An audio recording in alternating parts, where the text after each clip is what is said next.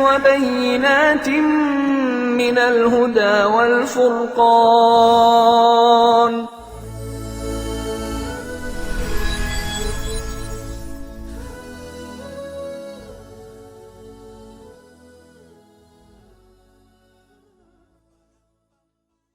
نحمدہ نصلی علی رسولہ الکریم اما بعد. کورونا وائرس کے ظہور کی پیشن گوئی احادیث نبوی میں کے عنوان سے راقم الحروف کا کتابچہ اردو میں شائع ہوئے تقریباً 3 ماہ کا عرصہ گزر چکا ہے. اس کا انگریزی ترجمہ بھی شائع ہو چکا ہے اور اکیڈمی کے یوٹیوب چینل پر ڈاکیومنٹریز کی شکل میں 4 قسطوں میں یہ پوری تحقیق نشر بھی کی جا چکی ہے. اس کتاب کو انٹرنیٹ پر دستیاب بھی کرایا گیا ہے. الحمدللہ اس کتابچے کو اب تک ہزاروں کی تعداد میں ڈاؤن لوڈ کیا جا چکا ہے. اس پر اب تک راقم کو بڑی تعداد میں مثبت رد عمل بھی موصول ہوئے ہیں. اس کتابچے کو بر صغیر کے مقتدر علماء کی خدمت میں بھی برائے تبصرہ ارسال کیا جا چکا ہے. الحمدللہ یہ کتابچہ دنیا بھر میں کافی مقبول ہوا. میں یہاں اس کی صرف ایک مثال آپ کے سامنے پیش کرنے پر اکتفا کرتا ہوں. راقم کا ایک کتابچہ منظر عام پر آنے کے بعد اس کے کئی زبانوں میں ترجمے ہوئے. اس کا انگریزی ترجمہ ایک آسٹریلیا عالم جناب محمد عالمگیر صاحب نے کیا. یہ ترجمہ یورپ اور امریکہ میں بڑے پیمانے پر پھیلا. اس پوری بحث کو ایک امریکی عالم شیخ عمر بلوچ نے کافی پسند کیا اور اسے اپنے یوٹیوب چینل پر اپنی زبانی پڑھ کر سنایا. شیخ عمر بلوچ کے مطابق انہوں نے اس کتابچے کے متعلق امریکی دارالعلوم بفلو کے شیخ الحدیث سے ان کی رائے دریافت کی، جو حدیث کی صحت کے سلسلے میں انتہائی سخت معیار رکھتے ہیں. تو انہوں نے جواب دیا کہ احادیث کے ان کے مطالعے کے مطابق امکان غالب ہے کہ اس کتابچے میں بیان کردہ احادیث کا تعلق کورونا وائرس کی موجودہ وبا سے ہے. ساتھ میں انہوں نے اس کتابچے کو دنیا بھر کی زبانوں میں ترجمہ کر کے پھیلانے کا مشورہ بھی دیا. بہرحال راقم کو اس سلسلے میں جہاں بڑی تعداد میں تائیدی و توصیفی تبصرے موصول ہوئے ہیں، وہیں اس کتابچے پر کچھ اشکالات و اعتراضات بھی موصول ہوئے ہیں. چونکہ کوئی بھی تحقیق اس وقت تک پائے تکمیل کو نہیں پہنچ سکتی جب تک کہ اس پر اٹھنے والے تمام اعتراضات و اشکالات کا علمی طور پر تحلیل و تجزیہ نہ کیا جائے اور ان کا جواب نہ دیا جائے. لہذا راقم کو بعض احباب نے اس طرف توجہ دلائی کہ ایسے اعتراضات اور غلط فہمیوں کا ایک مختصر جواب پیش کیا جائے تاکہ ان غلط فہمیوں کا ازالہ کیا جا سکے. لہذا انہی اشکالات کا علمی تجزیہ پیش کیا جائے گا. اب تک راقم کو اس سلسلے میں جو اشکالات موصول ہوئے ہیں وہ 2 نوعیتوں کے ہیں. پہلا عمومی اشکالات اور دوسرا اصولی اشکالات. لہذا پہلے یہاں اس پر عمومی اعتراضات و اشکالات کا تجزیہ پیش کیا جائے گا، پھر اس کے بعد اس سلسلے میں اصولی مباحث پر بحث کی جائے گی.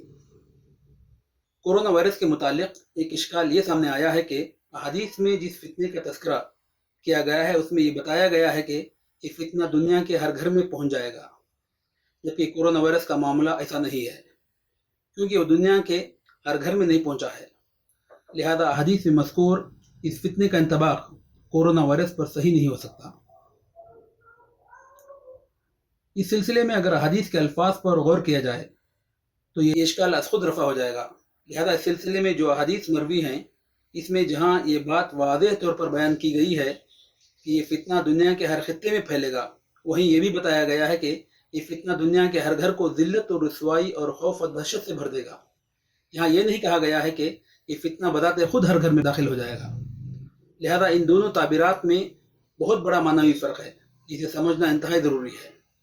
لہذا حدیث نبوی کی یہ تصویر کشی کورونا وائرس پر مکمل طور پر منطبق ہوتی ہے، یعنی کہ کورونا وائرس دنیا کے تقریباً تمام ممالک اور خطوں میں پہنچا تو ہے مگر ہر گھر میں نہیں پہنچا ہے.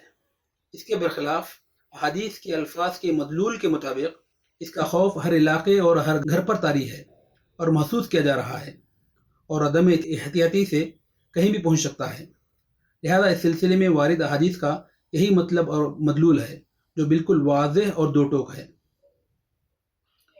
اس سلسلے کا ایک اشکال یہ ہے کہ کورونا وائرس فطری وبا ہے یا سازش.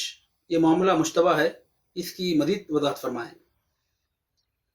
دیکھیں کورونا وائرس کو لے کر آج لوگوں میں طرح طرح کے نظریات پائے جاتے ہیں.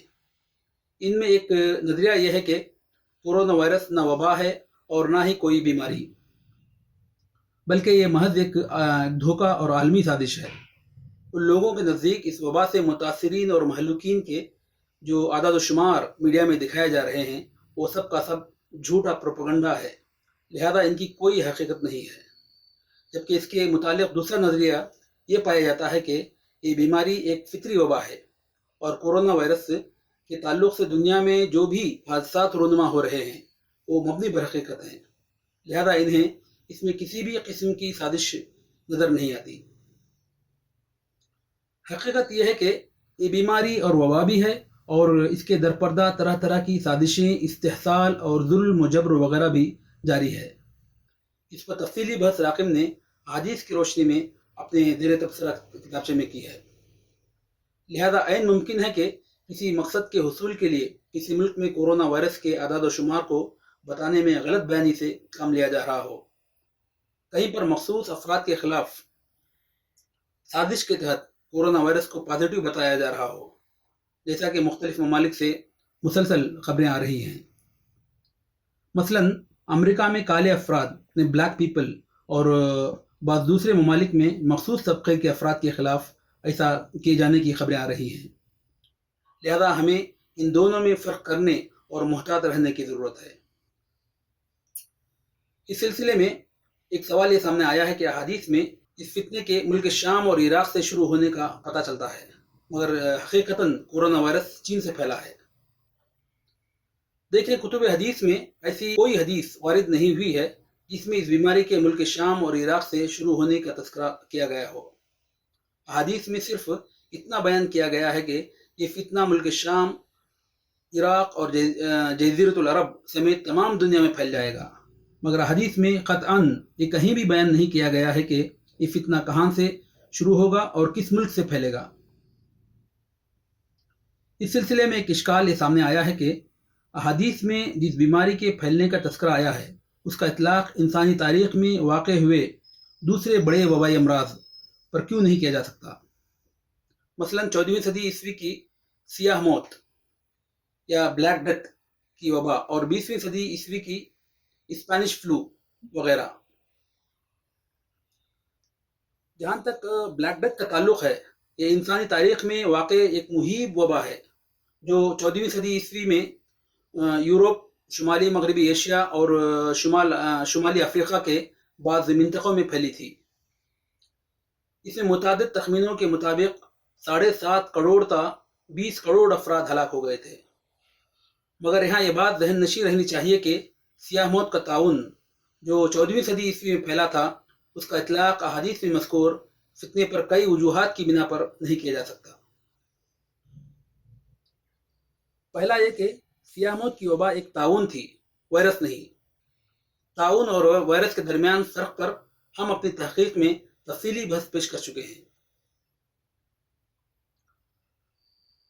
دوسرا ہے کہ احادیث میں مذکور اس فتنے سے لاحق ہونے والی علامات اور امراض، بلیک ڈیتھ سے لاحق ہونے والی علامات اور امراض سائنس اینڈ سمٹمز سے بالکل جدا اور مختلف ہیں.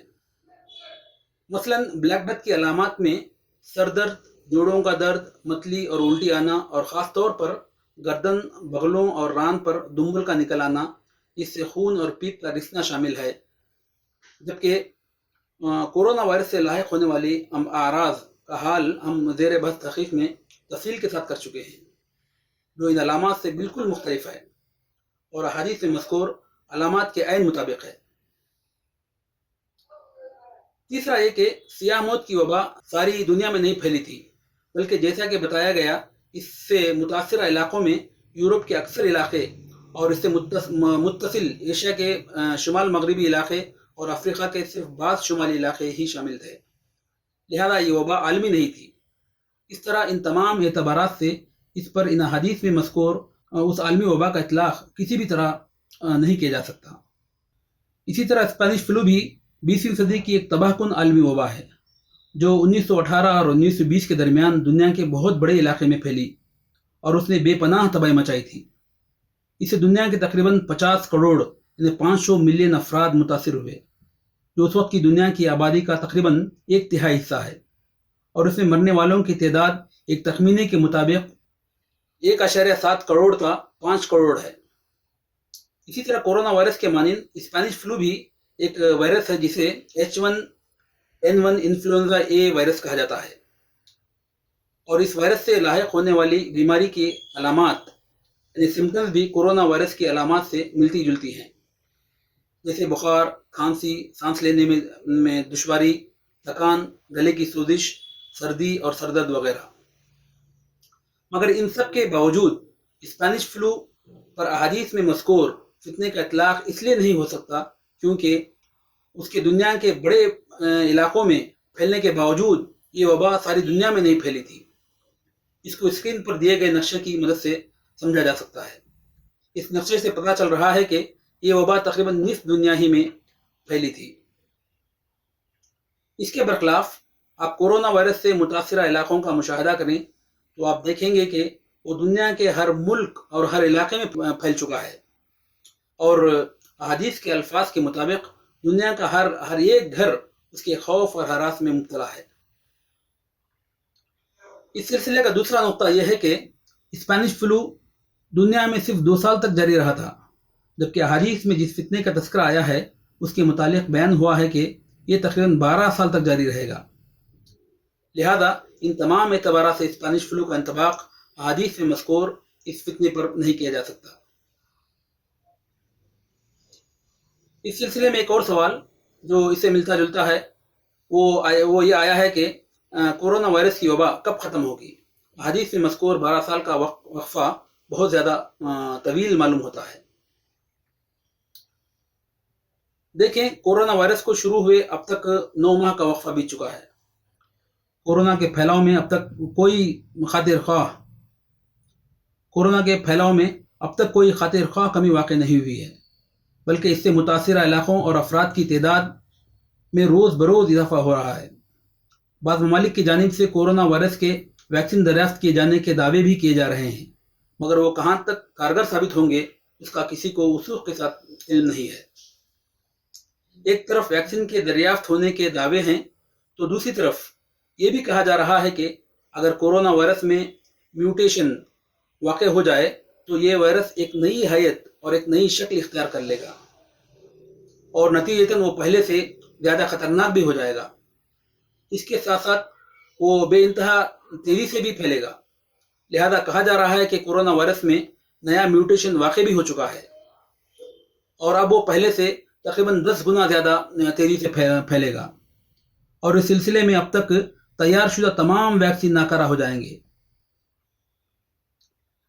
اس کے علاوہ ایک اور تشویشناک خبر یہ آ رہی ہے کہ چین میں کورونا وائرس میں مبتلا ہو کر شفایاب ہونے والے افراد پھیپھڑوں یعنی لنگز کے ایک مہلک مرض میں مبتلا ہو رہے ہیں، جس میں ان کے پھیپھڑے ہمیشہ کے لیے ناکارہ ہونے کا خطرہ لاحق ہے۔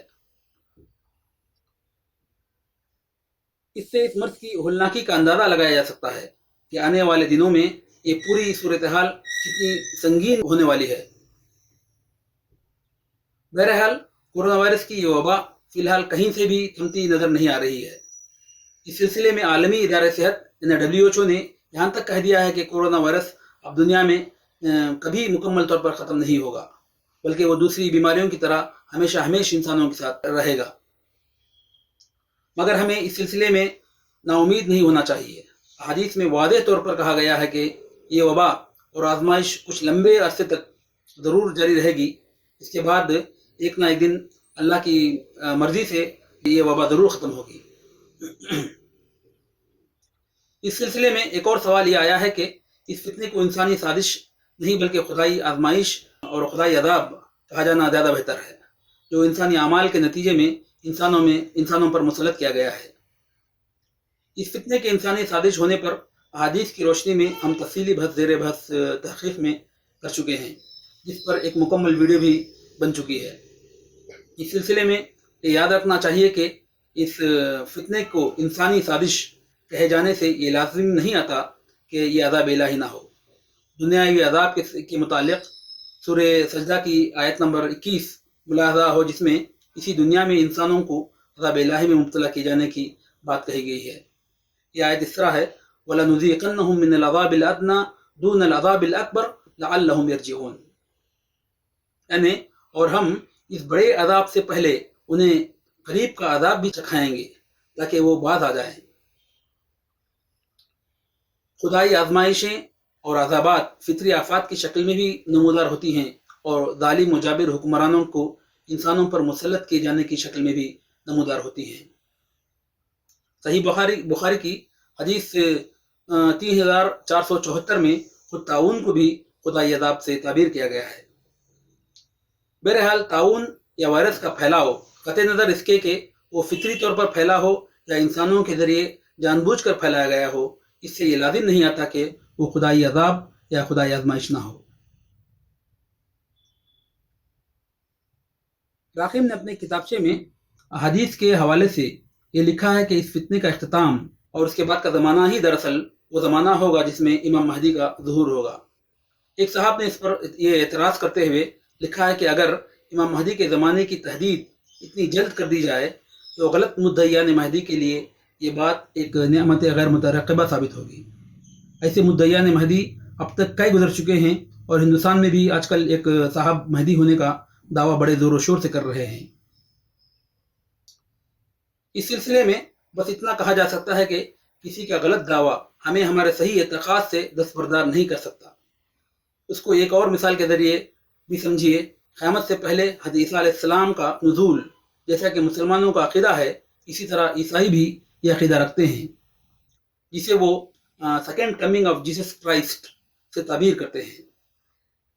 لہذا محض اس خوف سے کہ یہ عقیدہ عیسائی بھی رکھتے ہیں، ہم نزول مسیح علیہ السلام کے عقیدے سے دستبردار نہیں ہو سکتے۔